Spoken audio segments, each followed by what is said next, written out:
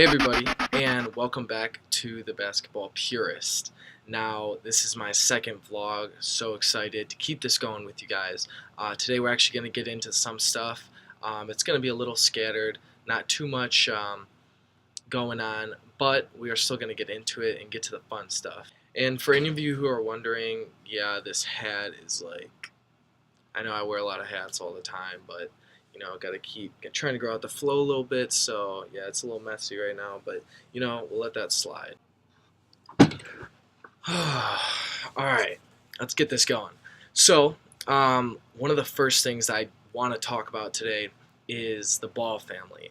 And obviously, I'm a huge fan of the Ball family.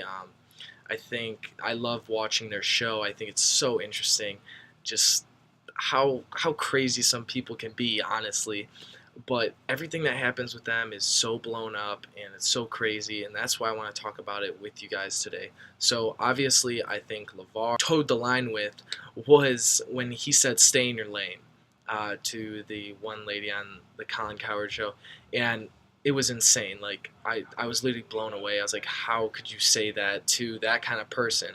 And I was like, all right, well, I guess he can just do whatever he wants. And I just saw a little bit ago that he tweeted a GIF of him, or is it GIF? I don't know. Like, they got to figure that out.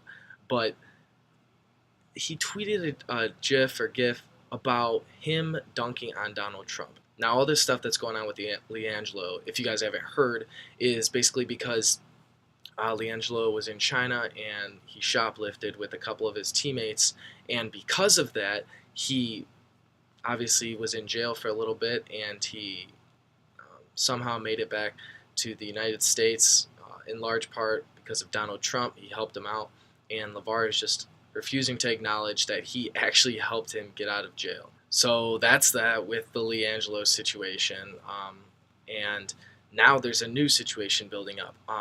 They're actually talking about LaMelo and LiAngelo. They both signed with Lonzo's agent, apparently, and they're both talking about playing overseas. Now, how are you going to come from China and get with all this shoplifting, and now you're going to go back overseas to hopefully, I don't know, play in China, play in Europe? I don't even know, but it is so just weird how they think this is just going to happen, like, perfectly.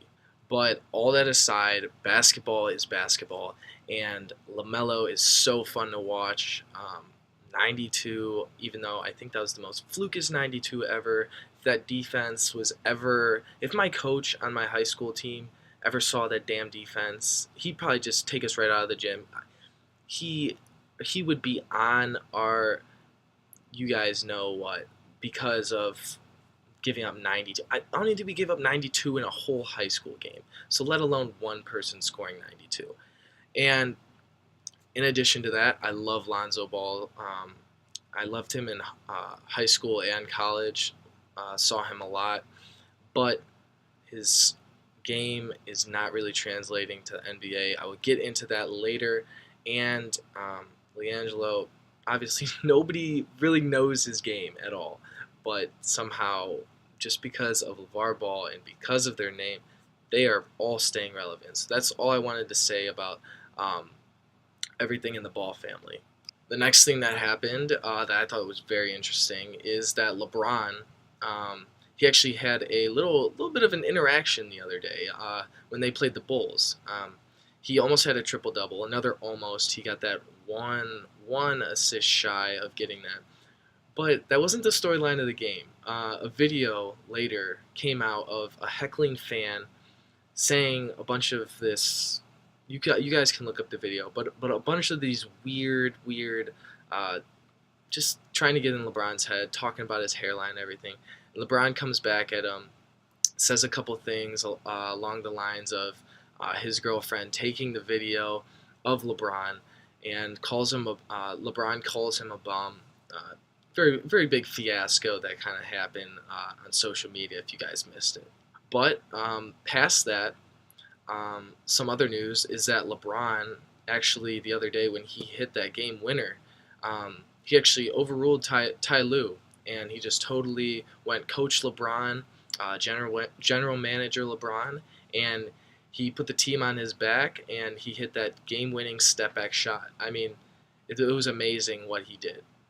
And I just want to correct myself. They did not play the Bulls last night. They played the Kings last night. And so, based off that, now they are on a franchise record 13-game win streak. Very, very great job in what he is doing for the Cavs, considering Isaiah Thomas is out. And, oh man, I can't wait for Isaiah Thomas to be back. I mean, what an electric player. I mean, you talk about a pure scoring guard, and literally, I think our present day Allen Iverson. I think like so many things about him, and you guys could throw all you want about his height. Scoring the ball is scoring the ball, and that's all it comes down to in the NBA. And LeBron is doing this in his 15th season. Put that in perspective. 15 seasons. I don't want to put your age or whatever, but that is insane. That is like 4 years younger than me. That is crazy that he's even in the NBA that long. And LeBron right now, averaging his very quiet 28 points, 8.6 assists. He's going crazy. That's the second most assists that he's averaged in his career. Obviously, the season's not over yet, but he's got that top player efficiency rating, and that is just proving that he is either number 1 or number 2 in MVP voting. And the last thing I want to talk to you guys about, actually one of the last things, is the Spurs. And I know you guys are going to probably just about to turn off this channel, so do not turn off this channel just yet. Guys, the Spurs are good, and I'm not just talking about them in like a boring kind of way. I mean, they may be slowing the pace down. They are like 29th in pace right now, but they are a top 5 defense. You guys are probably just like, all right, yeah, whatever. But Aldridge is scoring like 40 a game. Like he's been crazy over this stretch. And the craziest thing about it, they are 3rd in the Western Conference, and Kawhi Leonard isn't even in here. So just imagine what they could do. And Tony Parker's just getting back, and Manu Ginobili doesn't age. So you have so many things working for you if you're the Spurs. So I think one of the main things that they need to do, they have the Celtics coming up. That's on Friday. But Kawhi Leonard will not be back for that game. But the next day, or the next couple days, they have the Rockets. And the Rockets will probably be playing a full-strength Spurs team with Kawhi Leonard. So you guys definitely want to check that out.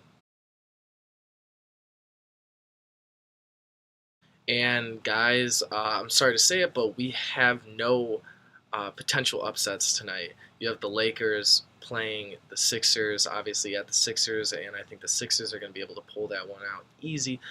Then you have Washington at Phoenix. Devin Booker's out right now, so I got Washington in that one. I got Oklahoma City over Brooklyn. This is Oklahoma City starting to catch their ground. They're very fun to watch. And they got the hot Houston playing the Jazz. The Jazz are playing very well, but their streak of 6 games is going to end tonight. So I'm predicting all of these favorites to win these games.